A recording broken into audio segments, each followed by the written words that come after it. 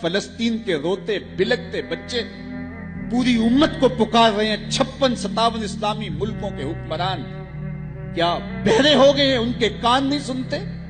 روتے بلکتے ہوئے بچے، بین کرتی ہوئی مائیں اور اجڑتے ہوئے سہاگ، ان کے گھر توڑ دیے گئے، بدن کاٹ دیے گئے. آج ان کی فریاد کو کوئی پہنچنے والا ہی نہیں. تم کو آشفتہ مزاجوں کی خبر سے کیا کام، تم سوارا کرو بیٹھے ہوئے گیسو اپنے. آج حکمرانوں کے چونچلے، ان کے انداز، ان کے طرز زندگی، اور دوسری جانب روتی ہوئی مائیں اور بلکتے ہوئے بچے. کیا یہ وقت بھی سمت پہ آنا تھا؟ ہم کہتے ہیں ہم دنیا کے اوپر رسوا کیوں ہو رہے ہیں؟ ایک بیٹی کی بات ہوئی، ناہید نے دیبل کے ساحل پہ حجاج کو پکارا، وہ اللہ کے قہر کی بجلی بن کے کوندا. اور آج کتنی بیٹیاں غیروں کے نرغے میں چیخ رہی ہیں. ہے کوئی ان کی فریاد کو سننے والا؟ اس وقت دنیا کے اوپر 56-57 اسلامی ملک ہیں اور دنیا کے وسائل ہمارے پاس ہیں. دنیا کی بیشتر آبادی جو قریب ہے وہ مسلمانوں کی ہے.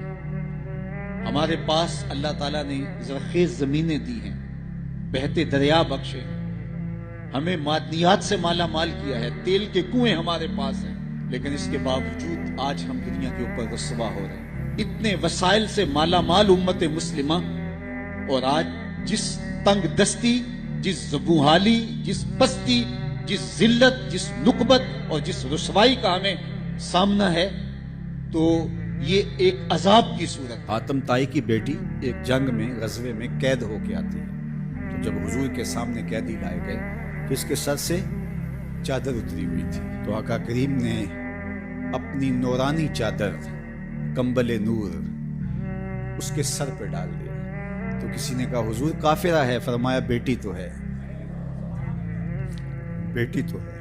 اس واقعہ کو حضرت اقبال علیہ رحمہ نے بھی نظم کیا. تو اس کے بعد اقبال خود حضور کی بارگاہ میں جھولی پھیلا کے کھڑے ہو جاتے ہیں اور استغاثہ پیش کرتے ہیں. ما ازاں خاتون تیعریاں تریم، پیش اقوام جہاں بے چادرے. حضور ہمارے سر تو اس بیٹی سے زیادہ برہنہ ہے، ہم بھی بے چادر ہو گئے ہیں. اس دنیا کے اوپر ہمارے سر پہ بھی رحمت کی چادر ڈال دیجیے. آج فلسطین کے بلکتے بچے، روتی مائیں، آہیں اور سسکیاں بھرتے ہوئے مظلوم حضور سے ہی کہہ رہے ہیں. اب تو ان کے دنیا کے سارے سہارے ٹوٹ گئے. ہمیں تو یہ درس دیا گیا تھا، من لم یجد صدقہ فلیلعن الیہود. تمہارے پاس اگر صدقہ دینے کے لیے کچھ نہ ہو، یہودیوں پر لعنت کر دیا کرو، اللہ صدقے کا ثواب عطا فرما دیا کرو. اور دن رات وہ اس میں لگی ہوئی ہیں، مختلف سیمینار، مختلف واکس اور جشن بہارا کے نام سے، اس کے علاوہ بسنت میلہ اور میوزیکل پروگراموں کے نام سے یہ کمپنیاں ہم سے ہماری متاع حیات چھیننے کے لیے دن رات کوشش کر لی ہیں. اور یہ خطرناک قسم کی چال ہے اور مسلمان اس کے اندر شکار ہو رہے ہیں. چونکہ یہود بدترین دشمن ہے اسلام کے، اور انہوں نے ہر دور میں اسلام اور اہل اسلام کے خلاف سازشوں کے جال بنے. کابل سے کندھار تک، قلعہ جنگی سے دشت لیلہ تک، تورا بورا سے تکریر تک، موصل سے بغداد تک، جاوا کے ساحل سے لے کر رباط کے کوچہ و بازار تک، القدس سے کشمیر تک، نیل سے کاشغر تک، پوری دنیا کے اوپر اہل اسلام کے اوپر ظلم کی جو سیارات پھیلی ہے. ذرا دیکھیے کہ اس کے اسباب کیا ہیں. یہود و ہنود کا اور یہود و نصارہ کا گٹھ جوڑ، اور انہوں نے مسلمانوں کے لیے عرصہ حیات تنگ کر دیا. اور اس وقت ہم جس حالت میں ہیں کسی سے مخفی نہیں. ہمارے ساتھ جو کچھ ہوا، جو کچھ ہو رہا ہے اور جو کچھ ہونے والا ہے، کھول کر آنکھیں میرے آئینہ گفتار میں، آنے والے دور کی دھندلی سے ایک تصویر دیکھ. جو کچھ ہوا ہم اس کا پیش منظر اگر دیکھیں پس منظر کے حوالے سے، تو وہ بڑا بھیانک اور خطرناک ہے. ہماری شاہ کاٹی گئی، اور جب سارا خون بہ گیا تو وہاں پٹرول بھرا گیا. جب پھیپھڑے پٹرول سے بھر گئے تو ان لاشوں کو آگ دی گئی. اور جب وہ اچھلتے تھے رقص سے بسمل کے تماشے کرتے تھے تو امریکی گنڈے کہہ لگاتے تھے. یہ کل کی کہانی ہے. شبرغان کی طرف جانے والے کنٹینروں کے اندر کس قدر طالبان بھر دیے گئے اور انہیں ایک گھونٹ بھی پانی کا نہ دیا گیا. اور بتاتے ہیں کہ جب پیاس کی شدت ہوئی تو وہ ایک دوسرے کا پسینہ چاٹتے تھے، اور جب شبرغان جا کے کنٹینر کھولے گئے تو 3 یا 4 افراد کے علاوہ باقی سارے جو سینکڑوں کی تعداد میں تھے وہ موت کی گھاٹ اتر چکے تھے۔ وہ تو ہمارے ساتھ یہ سلوک کریں اور ہم ان کے ساتھ دوستی کی پینگیں بڑھائیں، یہ قطعاً گنجائش نہیں ہے۔ اسلام نے واضح طور پہ ہمیں پیغام اور حکم دیا، اور قرآن کے الفاظ اور قرآن کے بابرکت حروف ہمیں نور دے رہے ہیں اور ہمیں زندگی گزارنے کا ڈھب دے رہے ہیں۔ یا ایھا الذین آمنوا، اے ایمان والو، لا تتخذوا اليہود والنصارى اولیاء، یہود و نصارہ کو کبھی بھی دوست نہ بنانا۔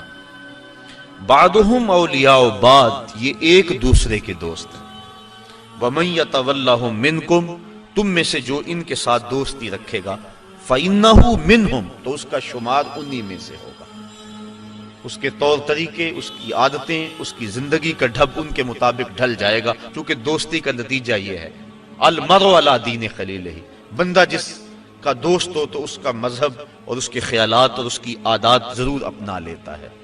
اس لیے روکا گیا کہ برے بندے کی صحبت سے بچا جائے۔ اور ایک وقت آنے والا ہے کہ جب اہل اسلام کو اللہ تعالیٰ ایسی کامیابی عطا فرمائے گا کہ دنیا کے خطے پر ایک بھی یہودی قائم نہیں رہے گا۔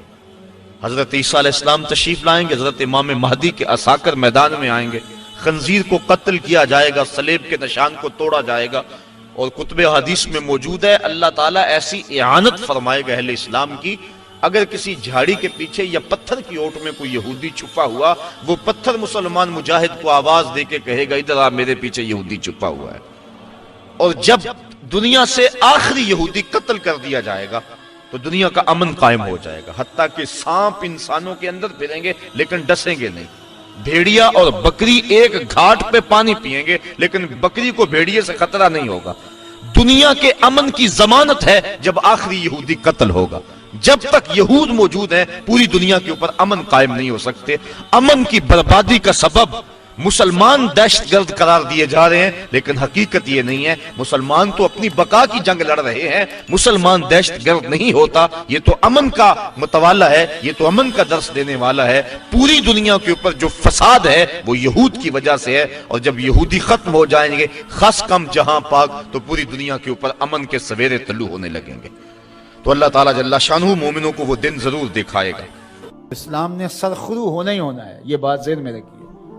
اگر کوئی بزدلی دکھاتا ہے تو وہ بزدلی کی موت مر جائے گا، لیکن اسلام نے غالب ہونا ہے۔ یہ دکھ، یہ اذیت، یہ تکلیفیں، یہ اس وقت جو حالت ہے فلسطینیوں کی، دردناک صورتحال ہے، لیکن اقبال نے کہا تھا کہ خون 100,000 انجم سے ہوتی ہے سہار پیدا، کتنے ستاروں کا خون ہوتا ہے پھر جا کے سہار کا سپیدہ نمودار ہوتا ہے۔ شہادتیں ہوتی ہیں، اذیتوں سے لوگ گزرتے ہیں، پھر نتیجہ پیدا ہوتا ہے، تو یہ نتیجہ انشاءاللہ پیدا ہوگا اور امت کو انشاءاللہ غالب آنا ہے۔ ہمیں اپنے حصے کا کام کرنا ہوگا، ہم نے ان کے ساتھ کھڑے ہونا ہے۔ اس وقت صورتحال یہ ہے کہ پوری دنیا کی اشرافیہ، 1-2 ممالک کے علاوہ، وہ ان کے ساتھ نہیں ہے۔ وہ بیان بازی کی حد تک اپنی عوام کو مطمئن کرنے کے لیے رسمی کارروائیاں کرتی ہے۔ آپ دیکھ لیں پوری دنیا کے اوپر 56-57 اسلامی ممالک جو ہیں، ان کے حکمران، اشرافیہ اور بڑی بڑی فوجیں کہاں کھڑی ہیں۔ سفارتی سطح پہ خلوص کے ساتھ کوشش کی جائے، اور اگر لگتا ہے کہ یہ کوششیں برآور نہیں ہوں گی تو ہمارے پاس یہ راستہ موجود ہے جہاد کا۔ جب آپ کے پاس طاقت ہوگی، توانائی ہوگی، تو پھر آپ کی سفارتی بات بھی مانی جائے گی۔ رشی کے فاقوں سے ٹوٹا نہ برہمن کا طلسم، عصا نہ ہو تو کلیمی حکار بے بنیاد۔ حضرت موسیٰ اگر کلیم اللہ تھے، ایک ان کا وصف تھا، لیکن دوسرے ہاتھ میں عصا بھی تھا۔ جہاد کا آپشن موجود ہے آپ کے پاس، اور انہیں پتا ہو اگر ان کی بات سفارتی سطح پہ نہیں مانے گی تو یہ راستہ ان کا کھلا ہوا ہے اور اس سے گریز نہیں کریں گے، تو پھر آپ کی بات سفارتی سطح پہ مان لی جائے گی۔ لیکن انہیں پتا ہے کہ یہ چیخ چلا کے رو کے جو ہے وہ پھر خاموش ہو جائیں گے، تو وہ آپ کی اشک شوئی بھی نہیں کریں گے، محض ایک رسم کے طور پہ کاروائیاں ہوں گے اور بات ختم ہو جائے گی۔ سلامتی کونسل اقوام متحدہ ہمیں کیا دے گی؟ وہ تو استعمال کی باندھی ہے، ہمارے لیے وہ کچھ نہیں کر سکتے۔ امت کو اپنا پلیٹ فارم فراہم کرنا ہوگا، اور امت کو اپنے مسائل حل کرنے کے لیے ہمارے پیغمبر نے جو راستہ جہاد کا دیا ہے اسی راستے پہ چلنا ہوگا۔ پھر دیکھنا کہ کس طرح کفر دم دبا کے بھاگتا اور گھٹنوں کے بال آتا ہے۔ مسلمان کا مقابلہ نہیں ہو سکتا اگر وہ غیرت پہ آ جائے تو۔ دوسرا، اس وقت وہاں بیچارے لوگ سسک رہے ہیں، ان کے پاس دوائیں موجود نہیں ہیں اور ان کے پاس غذائی قلت ہے، مکان ان کے ختم ہو گئے۔ اقوام متحدہ کی رپورٹ کے مطابق 52,000 لوگ بے گھر ہو گئے اور کہیں اس سے زیادہ لوگ بے گھر ہوئے، یہ تو ان کی رپورٹ ہے۔ تو اس لیے اللہ نے ہمیں آسودہ زندگی دی ہے تو ہم آدھی روٹی کھا لیں اور آدھی روٹی ان اپنے مسلمان بھائیوں کے لیے بھیجنے کی کوشش کریں۔ الحمدللہ ہم نے ادارۃ المصطفیٰ کے تحت وہاں کام کا آغاز کیا ہے۔ اگر کوئی ہمارے پہ اعتماد کرنا چاہے تو ہم بھی اس خدمت کے لیے حاضر ہیں اور انشاءاللہ آج سے وہاں غزہ کے اندر اللہ کی توفیق سے کام کا آغاز ہو گیا ہے ان کی نصرت اور اعانت کے لیے۔ باقی مختلف ذرائع ہیں، ان کے ذریعے سے آپ جو ہے وہ ان کی مدد کر سکتے ہیں۔ آپ کو اطمینان ہو جہاں تو یہ کام کرنے کا ہے۔ اس وقت سوشل میڈیا اور دیگر جو ابلاغ کے ذرائع ہیں وہ بہرحال اس دور کے اندر مؤثر ہیں اور ان کے ظلم کو، جبر کو بے نقاب کرنے کے لیے یہ ایک اچھا ذریعہ ہے۔ اور اس مرتبہ پہلی بار ایسا ہوا ہے کہ پوری دنیا کے اوپر ان کے جور و ظلم سامنے آئے ہیں۔ پہلے ان کا اپنا میڈیا تھا، میڈیا پہ قبضہ ہوتا تھا اور کچھ باہر نہیں نکلنے پاتا تھا، لیکن اس مرتبہ کیسے کیسے مناظر جو ہے وہ آپ کو دیکھنے کو مل رہے ہیں اور لوگوں کا جذبہ اور جوش و خروش آپ کو دیکھنے کو مل رہا ہے۔ تو ہمارے پاس جو بھی ٹولز ہوں ان کے ذریعے سے ہم ان کی آواز کو پوری دنیا کے اوپر پہنچائیں، یہ ہمارا کام ہے جو ہمیں ہر صورت کرنا چاہیے۔ اسی طرح ان کی مصنوعات کا بائیکاٹ کریں، اپنے ملک کی بنی ہوئی مصنوعات کو متبادل کے طور پہ استعمال کریں، ترکی کی مصنوعات کو متبادل کے طور پہ استعمال کریں۔ کفر کی آنکھوں میں کھٹکتا ہے ترکی، وہ چبھتا ہے ان کی آنکھوں کے اندر کہ کس طرح اس کو مٹا ڈالیں، تو ان کے ساتھ کھڑے ہوں۔ آپ سیاحت کرنے جاتے ہیں تو ترکی جائیں دیگر مغربی ممالک کی بجائے۔ ترکی میں انبیاء کی قبور موجود ہیں، صحابہ کی قبور موجود ہیں، اور ترکی میں اصحاب کہف کا غار ہے، ہماری تاریخ ہے ترکی میں بہت ساری، تو وہاں دیکھیں اور وہاں ان کے لوگوں کا جذبہ اور ان کا ایمان اور ان کا اخلاق پھر پاکستانیوں سے جس طرح وہ ٹوٹ کے محبت کرتے ہیں۔ ترکی کی مصنوعات کو استعمال کریں، دیگر بلاد اسلامیہ کی مصنوعات کو استعمال کریں، پاکستان کی مصنوعات کو استعمال کریں، معیار میں کم ہی کیوں نہ ہوں کوئی بات نہیں ہے، مصنوعات جو ہیں وہ اپنے ملک کی، اپنے وطن کی استعمال کریں۔ تو بائیکاٹ کریں گے تو انشاءاللہ اس سے ان کو مالی نقصان ہوگا اور جو ہے وہ مسلمانوں کو اس کا فائدہ ہوگا۔ اسی طرح جو ہے وہ ان کی اخلاقی مدد کریں، جو صحافی ہیں وہ ان کے لیے لکھیں، جو بولنے والے ہیں علماء وہ تقریروں میں، تحریروں میں، گفتگو میں لوگوں کو اویئرنس دیں۔ اتحاد امت کے ذریعے سے ہم ان کی مدد کر سکتے ہیں۔ امت اگر متحد ہو جائے، جغرافیائی تقسیمیں، لسانی عصبیتیں اور باہمی ہماری ذاتی رنجشیں اور نفرتیں جو ایک دوسرے کے خلاف کھڑی ہو جاتی ہیں اور جس سے امت کا اتحاد پارا پارا ہو جاتا ہے، یہ بدبختی ہوتی ہے۔ تو ان ساری تقسیمات کو رد کر کے حضور کے نام پر، قدس کے نام پر، قرآن کے نام پر، توحید کے نام پہ ہم جمع ہو جائیں۔ الکفر ملت واحدہ، سارا کفر ایک ملت ہے، تو مسلمان کیوں جمع نہیں ہو سکتے ہیں؟ حضور کے نام پہ سب جمع ہو جائیں۔ امت کی وحدت اس بات کا پیغام ہے کہ دشمن کے چھکے چھوٹ جائیں۔ میں اپنے ساتھ جڑے ہوئے تمام لوگوں کو کہتا ہوں، اپنی اولادوں کو بہت اچھا پڑھائیں، ان کی دینی تربیت آخری حد تک کریں اور ان کی جو دنیاوی تعلیم ہے اس کو بھی بہتر سے بہترین انداز میں آگے لے کے جائیں۔ وہ ہر شعبے کے اندر آگے بڑھ کے شعبے کے اہم منصب تک پہنچیں اور ان کے اندر جو راسخ مسلمان ہے وہ مضبوط تر ہو، وہ آپ کی آغوش سے گزرا ہے، وہ وہاں جا کر کے بھی جو ہے وہ پکا سچا مسلمان ہو۔ سب لوگ اس طرح جب آگے جائیں گے تو پھر نتیجہ آپ کے سامنے ہوگا، لیکن اگر ہم یہ نہیں کریں گے تو پھر ہم سوائے چیخنے چلانے کے، صدائے احتجاج بلند کرنے کے اور کچھ نہیں کر پائیں گے۔ تو بہرحال غالب تو آنا ہی آنا ہے اسلام نے، وہ پھر ہم نہیں ہوں گے، پھر اللہ تعالیٰ کسی اور کو منتخب کر لے گا ہماری جگہ پہ۔ اگر ہم چاہتے ہیں کہ ہم اور ہماری نسلیں اسلام کی نشأت کے کام آئیں، اسلام کی نہضت کے کام آئیں، تو اس کام کے لیے ہم اپنی نسلوں کو، اپنی اولادوں کو، اپنے رجال کار کو تیار کریں تاکہ پھر ان جگہ پہ کھڑے ہو کر کے دین کی نصرت اور اعانت کے فریضے۔ تو ہم یہ سزا کاٹیں گے۔ آج بھی اگر ہم قرآن سے جڑ جائیں، कुरान से वाबस्ता हो जाएं, हमारा मन भी रोशन हो और जिंदगी भी जन्नत बन जाए, जिंदगी भी नूर नूर हो जाए। और आज हमारे घरों में कुरान बंद पड़ा हुआ है, हमने उसके ऊपर गुलाफ चढ़ा के ऊपर ताक पे रख दिया। कभी कभी उठाते हैं और उसको झाड़ करके फिर वहां खुशबू लगा के रख देते हैं। कभी घरों में कुरान खुलता था, सुबहों का आगाज कुरान की तिलावत से हुआ करता था। आज सुबह का आगाज फेसबुक से होता है। कभी घरों से कुरान पढ़ने की आवाज आया करती थी, आज पॉप म्यूजिक की सदाएं सुनने को मिलती। फिर यही वजह हुई ना कि आज हर बंदा कहता है मेरे ऊपर किसी ने टूना कर दिया है, किसी ने जादू कर दिया है, बदरूहों का साया है, हमारे घर के ऊपर किसी ने जो है वो कुछ कर दिया हुआ है। मैं कहता हूं कि तुम्हारे घर में कुरान जो नहीं है, फिर बदरूहों का ही साया होना है। अगर कुरान की तिलावत होती, अल्लाह की रहमत के फरिश्ते उतरते, अल्लाह की रहमतों और उसके अनवार की बारिश होती तुम्हारे घरों के अंदर। और फिर क्या होता है, भागते हैं आमिलों के पास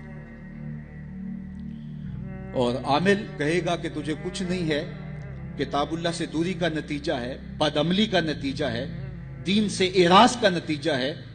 तो फिर उसका तो कारोबार वहीं खत्म हो गया। वो कहता है तू तो वक्त पे आ गया है, अगर 2 दिन लेट हो जाता तो ये तावीज तो चल जाने थे। फिर मरीज बन जाता है जहनी। और जो कुरान की चौखट पे सलामी नहीं देता, उसको फिर इस बाबे की, इस आमल की चौखट पे सलामी भी देना पड़ती है और अपना माल भी गंवाना पड़ता है। और रोज आए दिन अखबारों के अंदर ऐसे जाली आमलों की कहानियां छपती हैं और सोशल मीडिया के ऊपर भी आप देखते हैं कि ये कैसे कैसे बदनसीब लोग होते हैं और कैसी कैसी कार्रवाइयां भी करते हैं। कुरान से दूरी का नतीजा हुआ कि इनकी चौखट पे रुसवा होना पड़ा।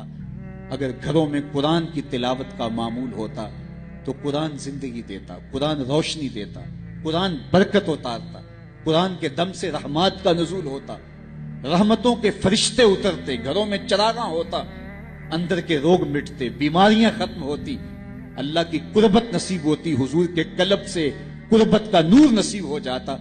इस किताब से दूरी का नतीजा हुआ कि आज हम रुसवा हो गए। जो अल्लाह के जिक्र से रुख फेर ले, अल्लाह की याद से रुख फेर ले, अल्लाह के दीन से एराज करे, तो फिर खुदा शनासी, कनात, तवक्कुल और आमाले खैर तो उससे छिन ही जाएंगे, उसको खुद फरामोशी के अजाब में मुब्तला किया जाता है। और कुरान मजीद ने एक दूसरे मुकाम पर इरशाद फरमाया, वला तकूनु कल्लज़ीना नसुल्लाह फ़अनसाहुम अनफुसहुम।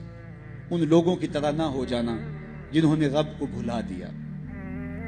वो भूल गए, अपने रब को भूल गए। गफलत ऐसी तारी हुई, सवेर से लेकर शाम तक और शाम से सवेर तक दुनिया दुनिया और दुनिया ही मकसद हयात बन गया। दुनिया में आए किस लिए थे, मकसद क्या था, भूल गए। मेला देखने के लिए आए थे, घर का रास्ता भूल गए। अल्लाह अकबर। तो फरमाया तुम उन लोगों की तरह ना हो जाना। फिर अल्लाह ने उन्हें सजा क्या दी? रिज़्क़ के दरवाजे बंद कर दिए? नहीं। उनकी सांसें छीन ली? नहीं। सूरज को हुक्म दे दिया इसके आंगन में रोशनी ना भेजना? नहीं। चांद को चांदनी बखेरने से रोक दिया? नहीं। आबो हवा रोक दी गई? नहीं। उन्हें क्या सजा मिली जिन्होंने रब को भुला दिया? फरमाया फ़अनसाहुम अनफुसहुम। अल्लाह ने उन्हें उनकी जातों से उन्हें बेखबर कर दिया। जो खुदा फरामोश हुए वो खुद फरामोश हो गए, उन्हें अपने आप से ही आगाही न रही। और मुझे बताओ, जिसे ये भी ना पता हो कि मैं कौन हूं, अपनी शनाख्त जो भूल जाए, उसके पल्ले होता क्या है? इकबाल ने कहा था ना, अपने मन में डूब कर पाजा सुरागे जिंदगी, तू मेरा नहीं बनता तो ना बन, अपना तो बन। मुझे बताइए, 6 फुट का जवान हो, कदे राना रखता हो, उसकी आंखें उकाबी हो, माथा कुशादा हो, रंग चमक रहा हो, होंठ गुलाबी हो, लेकिन उसकी कमीज के पीछे घर का एड्रेस लिखा हो कि किसी को मिले तो इस एड्रेस पे पहुंचा दे, तो आप उसका चेहरा देख के कहते हैं वाह क्या जवानी राना है, क्या इसके होंठ गुलाबी हैं, क्या नरगिसी आंखें हैं, क्या खूबसूरत चेहरा है, क्या शमशाद कद है। लेकिन अचानक नजर पड़ी तो उसके घर का एड्रेस उसकी कमीज के पीछे लिखा था। आपने कहा मैंने दूर से देखा, इसका तो तवाज़ुन यकली ही ठीक नहीं, ये तो बेचारा जो है वो पागल है। तो कद काठ होने के बावजूद घर का एड्रेस पीछे लिख दिया गया, तो अब हर कोई समझता है कि ये बेचारा फहमो इदराक के नूर से खाली है। कदे राना पे तरस आने लग जाता है, और वो आंखें जिनमें डूब जाने को झील जैसी आंखों में गोता लगाने को जी चाहता था, तो अब तरस आने लग जाता है कि ये बेचारा तो खुद फरामोश है। अल्लाह फरमाता है, जिसने रब को भुला दिया, तुम ये ना देखो इसके बंगले कितने हैं, ये ना देखो इसके पास कोठियां कितनी हैं, ये ना देखो इसकी चमकती हुई कितनी लंबी गाड़ी है, ये ना देखो कि आली नस्ब टाउन के अंदर इसका घर है, ये ना देखो इसका बैंक बैलेंस कितना है, हाँ, ये भी ना देखो इसके पास वजारत का कलमदान है, ये भी ना देखो कि ये वजारत उज़्मा की कुर्सी पे बैठा हुआ है, ये भी ना देखो कि इक़्तिदार की मस्तक पे झूलता है, ये भी ना देखा हो कि ये डाइस पे खड़े होकर नारे लगाता है, लोग आगे से जवाब दे के वाह वाह के डोंगरे बरसाते हैं। कहा इसकी कमीज के पीछे लिखा हुआ एड्रेस पढ़ लो, फ़अनसाहुम अनफुसहुम, ये वो शख्स है कि जो अपना पता भूल चुका है, जिसे पता ही नहीं कि मैं कौन हूं, इस दुनिया पे आया क्यों, जो आके भूल गया है, इसे घर का रास्ता ही नहीं मिल रहा और ये भागा फिर रहा दुनिया के अंदर। क्या बताएं अहबाब, क्या कारनमायां कर गए, बीए किया, नौकर हुए, पेंशन मिली और मर गए, जिंदगी का मकसद ही नहीं मिला। कहा जो इस दुनिया में अंधा रहा, कल कयामत के दिन भी नाबीना उठाया जाएगा। उससे इन आंखों की बेनूरी मुराद नहीं है, उससे दिल की बेनूरी मुराद है। इसीलिए इकबाल ने कहा था, दिल बीना भी कर तलब खुदा से, कि आंख का नूर दिल का नूर नहीं है। आंख का नूर और है, दिल का नूर और है। तो हम दुनिया की मादी चमक को देखते हैं, मेरा मालिक कहता तुम्हारा दिल सुथरा होना चाहिए। तुम्हारा मुंह काला हो तो कोई बात नहीं है, दिल काले नालों मुंह काला चंगा, जे को ये रम्ज पछाने हो। असल तो दिल की पाकीज़गी है, और दिल रब के साथ वाबस्ता हो, उसके रसूल के साथ वाबस्ता हो। तो जिसने अल्लाह के दीन से रुख फेरा, एराज किया, तो फिर उसका नतीजा क्या हो कि उसकी जिंदगी तल्ख हो जाएगी। आक के हर हर गोशे में कुरान सुना कर दम लेना, अब रुकना नहीं, अब थमना नहीं। फिरदौस में जाकर दम लेना, आफाक के हर हर गोशे में कुरान सुना कर दम लेना, अब रुकना नहीं, अब थमना